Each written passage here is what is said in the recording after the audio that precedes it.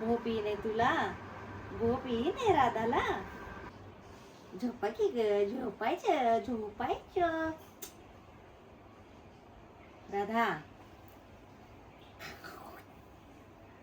बाळ घालते चारा, चारा खा, पाणी पी, बुर्र उडून जा, बुर्र उडून जा. कचे ग कचे उडा, धड धड धड धड. काय घेऊ तुला? गरम होतंय, गरम होतंय, गरम होतंय. बरं थांब. ओ गो ओ गो. नमस्कार मंडळी, मी रोहिणी तुमचं सगळ्यांचं स्वागत करते आपल्या चॅनलवरती. आज दिवसाची सुरुवात तर राधाच्या गप्पांनी झाली होती. सकाळी उठले, आधी आंघोळ वगैरे सगळं आवरून घेतलं आणि राधासोबत थोड्याशा गप्पा मारल्या. तसं तर रोज आपलं नाही का पोहे, उपमा, आप्पे चालूच असतं. आज म्हणलं थोडंसं वेगळं काहीतरी करावं. आत्यानं म्हणलं ॲव्होकाडोचं सँडविच बनवावं. आधी एकदा मी व्हिडिओ पण शेअर केला होता तुमच्यासोबत. आत्या आहेत म्हणून आज परत तो बेत करावं म्हटलं. आता तुम्ही कोणीतरी कमेंट करताल हा चॉपर कसला आहे. हा चॉपर आगारच आहे, कारण प्रमोशनला मला आला होता. पण त्याची खरंच ह्याचा सगळ्यात जास्त यूज होते बरं का. प्रमोशनला जे आले होते ना आगारूचे प्रोडक्ट, तर हे खूप युजफुल वाटतंय मला. आणि सकाळी सकाळीच याने ब्रेड ॲव्होकाडो सगळंच आणलं होतं. तर म्हटलं चला आता बेत करायचंच आहे. आणि तसं सांगायचं तर आज आमचं प्लॅन ठरलेलं की आज राधासाठी ना आपलं सोने खरेदी करायला जायचं होतं. तसं सोन्याचे रेट जरा कमी आलेत म्हणून म्हटलं वाढायच्या आधी घेऊन टाकावं. राधा जन्मल्यापासून तसं आम्ही म्हणून अजून काही घेतलंच नव्हतं, म्हणून म्हटलं चला मग घेऊया. मग त्यासाठी आज आम्हाला दुपारी बाहेर पण जायचं होतं. आता इथं मी कांदा, टोमॅटो, कोथिंबीर आणि हिरवी मिरची सगळं बारीक चिरून घेतले, लिंबू पण चिरून घेतले.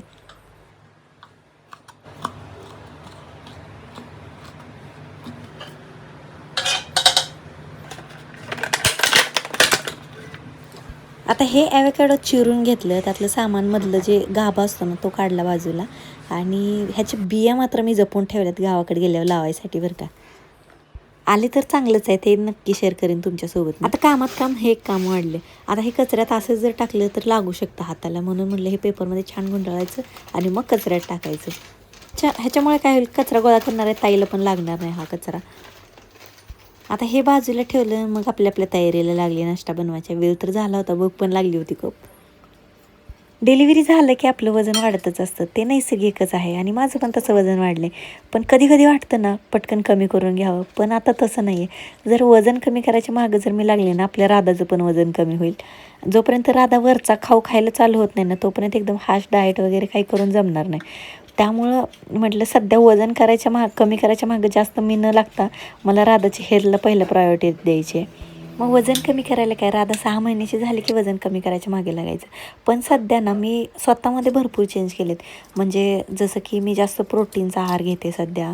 त्याच्यानंतर मी शुगर पूर्ण बंद केली, मी चहा अजिबातच घेत नाही. आणि पाऊस चालू झाल्यानंतर आता क्रेविंग होते ना चहा प्यायची, तर मी आणि आत्या दोघी पण बिना साखरेचा चहा घेतोय आत्ता. आणि बाहेरचं पण बऱ्यापैकी बंद केले. पण आता सँडविचसाठी जो ब्रेड मागवला आहे ना, तो ब्राऊन ब्रेड आहे. आता ह्याच्यामध्ये ना कांदा, टोमॅटो, कोथिंबीर, हिरवी मिरची आणि हे ॲव्होकाडो जे स्मॅश करून घेतले मी, तर ते सगळं टाकून घेतलं, एकत्र मिक्स केलं. त्याच्यानंतर ना लिंबूचा रस थोडा घेतला आणि त्याच्यानंतर ऑर्गॅनो, म्हणजे हे माझ्याकडे ऑलरेडी होतं, असेल तर टाकायचं, नसेल तर नाही टाकलं तरी चालतं.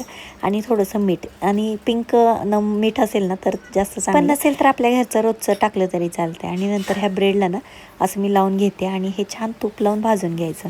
जरा खरपूस भाजलं ना, म्हणजे थोडंसं कच्चं भाजण्यापेक्षा खरपूस भाजलं तर ते जास्त चांगलं लागतं. त्यामुळे मी थोडंसं खरपूस भाजून घेतलं. आणि सगळ्या ब्रेडला एकदमच लावून घेतलं, त्यामुळे पटपट 4-4 ब्रेड तर मला भाजता येतील, म्हणजे 8 ब्रेड तसे मला भाजता येतील. आणि तूप आपल्या गावाकडचं आहे बरं का. तोपर्यंत आयुष इकडे उठला होता आणि झोपेतनं उठला होता. उठल्या मम्मा काय मदत करायची तुमची सांगा, काय मदत करायची तुमची सांगा. आणि आयुष फूडी भरपूर आहे, त्याला वेगवेगळ्या गोष्टी ट्राय करायला आवडतात. मग आता इकडं माझं नाश्त्याची तयारी चालू आहे, तोपर्यंत आत्याने तिकडे देवपूजा करून घेतली. तसं आत्याच्या हाईटला जरा ते उंचच होते, तरी पण आत्या रोज करतात देवपूजा. आणि कधी माझी अंघोळ झाली लवकर तरी मग मी करते असं आहे. मग आत्या म्हणलं तू बनव नाश्ता, पटकन मी देवपूजा करून घेते. पण एवढं आहे की देवपूजा केल्याशिवाय नाश्ता जेवण काही घेत नाही. आता तसं बघायला गेलं ना, काल म्हणजे डाएट जरी असलं ना, काल गूळ घालून आम्ही खीर बनवली होती. मग ती खीर पण होती, ती खीर पण घ्यायची होती नाश्त्याला. आता जेवताना घ्यावं म्हणलं. आणि आता हे नाश्त्याला तसं गोड खायचं म्हणलं नाही तरी पण गूळ अधूनमधून चालतं. म्हणजे मला हळवीची खीर वगैरे बनवायला लागते, तर त्याच्यामध्ये गूळ घालते. खसखसची खीर पण कधी नाश्त्याला घेत असते मी, तर तेव्हा पण मी गूळ वापरते त्याच्यामध्ये.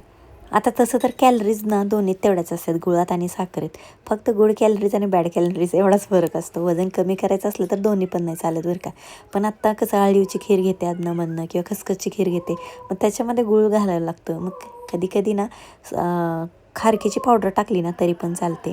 बघू हळूहळू कसं सगळं चेंज करायचं आहे. तसं हे थोडासा चेंज नाश्त्याला आणि हेल्दी पण आहे म्हणून मग घेतलं. मग आत्यांची इकडे देवपूजा होत आली होती तोपर्यंत.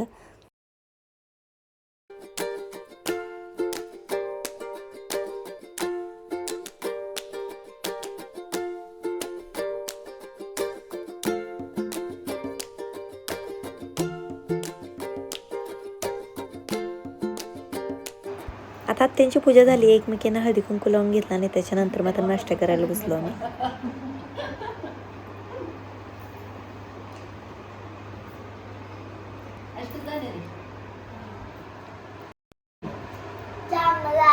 आवडलं का तुला?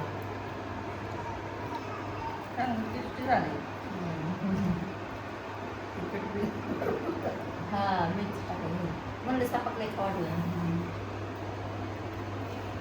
आता इथं कॅमेरामनला पण थोडंसं शूटमध्ये घ्यावं म्हणलं, कारण नेहमी तेच व्हिडिओ घेत असतात आमचे.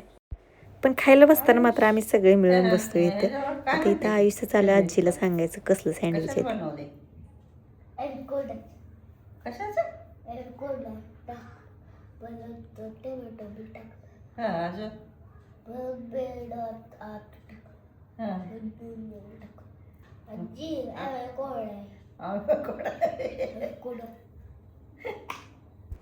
त्याच्यानंतर मात्र आयुष्यात टिफिन लगेच बनवलं. सँडविच काय त्याला दिलं नव्हतं डब्याला, कारण टीचर म्हणतात भाजी पोळी डब्याला आणा म्हणून. मग चपाती भाजी त्याला डब्बा भरला आधी, त्याचं स्कूलचं आवरलं आणि मग त्याला सोडून आले. आता इथं व्हॅनची वाट बघत बसलोय आम्ही दोघं. आता रोज कसे आपले मोठे ब्लॉग नसतात ना, त्यामुळे शूट घ्यायचं कधी कधी विसरून जातं. स्वयंपाक तर करून घेतला मी, नंतर माझ्या लक्षात आलं अरे आपण मोठा ब्लॉग शूट करत होतो आज. मग नंतर परत कंटिन्यू केला ब्लॉग. आज काही नाही, आयुषला फ्लावरची भाजी केली होती डब्याला आणि चपाती बनवली होती. आणि आमच्यासाठी मात्र मसूर डाळीची आमटी आणि फ्लावरची भाजी सुकी होती आणि ज्वारीची भाकरी आणि आयुषसाठी चपाती, असं मेनू होता आजचा. आयुषला सोडल्या आधी आलेवरती सकाळी आंघोळीला जाताना ही बाळाची सगळी दुपटी धुतली होती. आता ती तोपर्यंत सुकली होती, ती काढून आता दुसरी आपली कपडे वाळत घालायची होती. कपडे तसे आपली मशीनलाच धुतलेले असतात, फक्त बाळाची दुपटी जी असतात ना तर ती फक्त मी हातावर धुते रोजचं रोज.